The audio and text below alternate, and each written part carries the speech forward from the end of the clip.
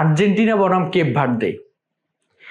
Cape Verde এবং Argentina নামটার ভারে হয়তো বা আপনি বলতে পারেন বিশ্ব চ্যাম্পিয়ন আর্জেন্টিনার কাছে কেপ ভার্দে কোনো কিছুই না। কেপ ভার্দেকে উড়িয়ে দিবে আর্জেন্টিনা, এরকম যদি চিন্তার মধ্যে আপনি থাকেন, আপনি ভুলের মধ্যে আছেন, ঘোরের মধ্যে আছেন। দলটা র্যাঙ্কিং 67 নাম্বার হলে কি হবে? দলটা গ্রুপ পর্বে যেভাবে চমক দেখিয়েছে, তারা বিশ্বকাপে যেভাবে নিজের জায়গাটা পাকাপোক্ত করেছে, তারা বিশ্ব চ্যাম্পিয়নদের যেভাবে রুখে দিয়েছে, সেই রকম জায়গা থেকে কেপ ভার্দে আর্জেন্টিনার জন্য সহজ প্রতিপক্ষটা। আপনি ভাবলে কি হবে?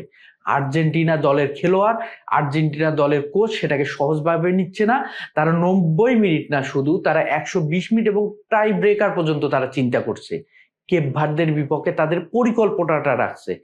কেপ ভার্দেকে সহজভাবে নেওয়ার তেমন কিছু নেই, এবং কেপ ভার্দের কোচ তিনি হুঙ্কার দিয়ে বলেছে, আমরা আর্জেন্টিনা প্রতিপক্ষ কিনা দেখবো না, আমরা মাঠের খেলা আমাদের সেরাটা দিতে প্রস্তুত থাকবো। আমরা আমাদের আত্মবিশ্বাস, আমাদের সংকল্প একটাই, আমরা প্রতিপক্ষকে চ্যালেঞ্জের মুখে ফেলবো।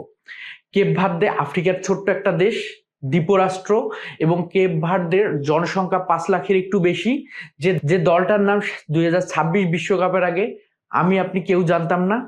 যে দলটার মধ্যে একটা অদ্ভুত রসায়ন আছে, যে রসায়নটা হচ্ছে পর্তুগাল, হচ্ছে নেদারল্যান্ডস, যুক্তরাষ্ট্র, স্পেন, 4টি দলের ফুটবলারদের সমন্বয়ে যে দলটা গঠিত, যে দলটা শক্তিশালী স্পেনকে রুখে দিয়েছে, যে দলটা উরুগুয়েকে রুখে দিয়েছে, যে দলটা সৌদি আরবকে রুখে দিয়েছে, যে দলটা 3টি দলের সাথে, শক্তিশালী দলের সাথে ড্র করে, যে দলটা রাউন্ড অফ 32-তে কোয়ালিফাই করেছে, যে দলটার ভর্জিনিয়ার মতো 40 বছর বয়সী একজন গোলরক্ষক আছে, ক্লিন শট থেকে শুরু করে দুর্দান্ত কয়েকটি সেভ, এবং স্পেনের বিপক্ষে 7টি অসাধারণ সেভ করে দলকে বাঁচিয়েছে। তো সেই দলটার মানব প্রাচীর এবং সেই দলটার ডিফেন্সের দুর্ভেদ্যটাকে ভেঙে গোল করা, বল জালে পাঠানো, সেটা যে কোনো শক্তিশালী প্রতিপক্ষ, যে কোনো বিশ্ব চ্যাম্পিয়নের দলের কাছে অনেকটা চ্যালেঞ্জ। এবং সেই দলটার বিপক্ষে খেলতে যাচ্ছে আর্জেন্টিনা। হয়তো বা আমরা বলতেই পারি Lautaro Martinez, Julian Alvarez, Lionel Messi ডিফেন্সকে ভেঙে দিবে, কিন্তু সত্যিকারে এই দলটা নিয়ে কিন্তু বৃহৎ পরিকল্পনা হচ্ছে আর্জেন্টিনা, সহজভাবে নিচ্ছে না।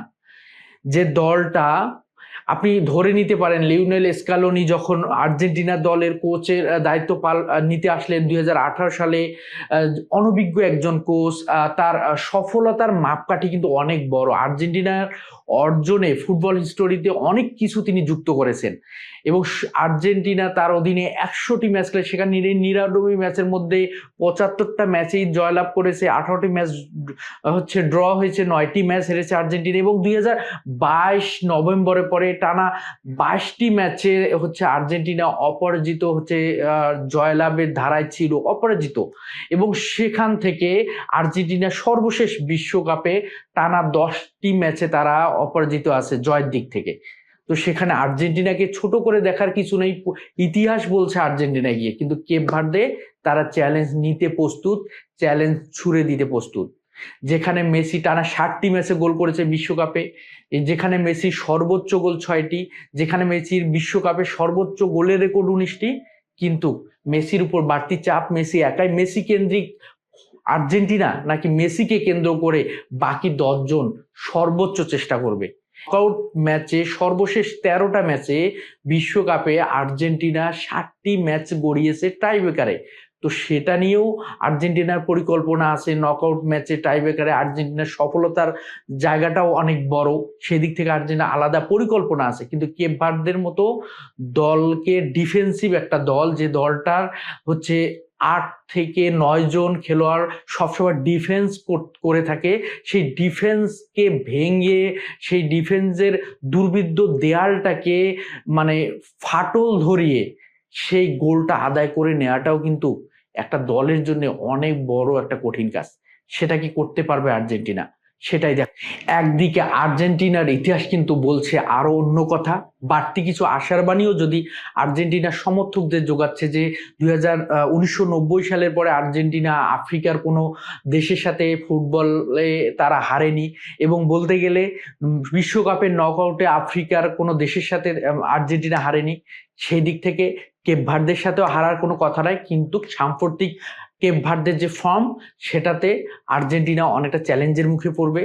তাদের প্রতিপক্ষকে তারা আসলে অনেক কঠিনভাবেই নিবে, এবং সেদিক থেকে আর্জেন্টিনার পরিকল্পনা থাকবে আলাদা, লিওনেল স্ক্যালোনির পরিকল্পনা থাকবে আলাদা। লিওনেল স্ক্যালোনি যদিও তার পরিকল্পনায় নানা ধরনের চমক রাখেন, সেই চমকটাই হচ্ছে মানে আমরা মাঠের খেলায় দেখতে পাই, এবং সেই দিক থেকে হচ্ছে ক্রিস্টিয়ান রোমেরো হচ্ছে ইনজুরি থেকে ফিরবেন কিনা সেটাও একটা দেখার বিষয়, এবং অ্যাটাকিং প্রান্তে কে থাকবে হচ্ছে Julian Alvarez, Lautaro Martinez, Lionel Messi, সবকিছু মিলেই একটা দারুণ একটা ম্যাচ হবে।